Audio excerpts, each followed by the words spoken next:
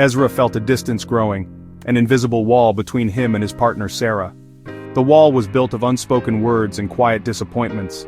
Every evening felt like a test he was doomed to fail. The simple act of touch, once comforting, now felt like a spotlight. He felt like a fraud, playing the part of a man he no longer was. The silence in the room was deafening, filled with all the things he couldn't say. He remembered when intimacy was easy, natural, joyful. Now those memories felt like they belonged to someone else. He looked at Sarah and saw love, but it felt undeserved. He believed he was letting her down in the most fundamental way.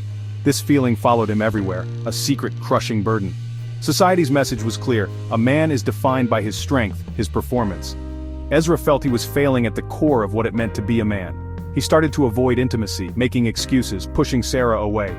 The fear of failure was greater than the desire for connection. The problem wasn't just physical, it became a monster in his mind. In the quiet darkness, he started to believe he was not enough. Shame became Ezra's constant companion. It was the first thing he felt in the morning, the last thing at night. Shame told him he was less of a man. He questioned everything about himself, his worth, his strength, his desirability. The pressure to be a certain kind of man was immense. He felt he was breaking all the rules of masculinity. He became distant and irritable, picking fights over small things. It was easier to argue than to talk about the real issue. He saw confusion and hurt in Sarah's eyes but felt powerless to explain. He imagined other men living free of this anxiety, torturing himself with comparisons. The isolation was a cage of his own making. Trapped with his negative thoughts, the shame only grew louder. One night, Ezra stumbled onto an online forum filled with stories from men like him. They wrote about the same anxiety, shame, and isolation. For the first time, Ezra realized he wasn't alone. He was part of a silent brotherhood, carrying the same weight. This discovery was a crack of light in a dark room. The stories were honest, vulnerable, and real. Ezra saw his problem wasn't a character flaw, it was a human condition. The shame began to lose its power.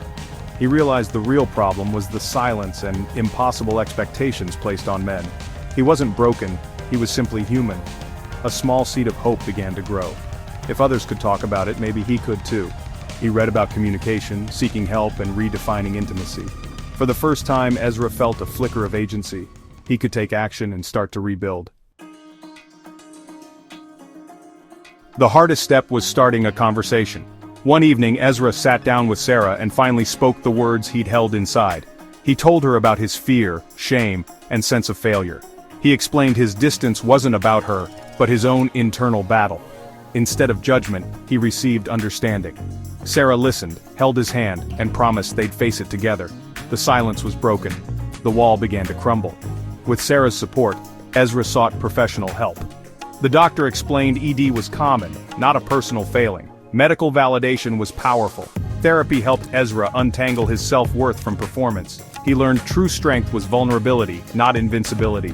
He and Sarah talked openly about needs, fears, and desires. Their communication became the foundation of new intimacy.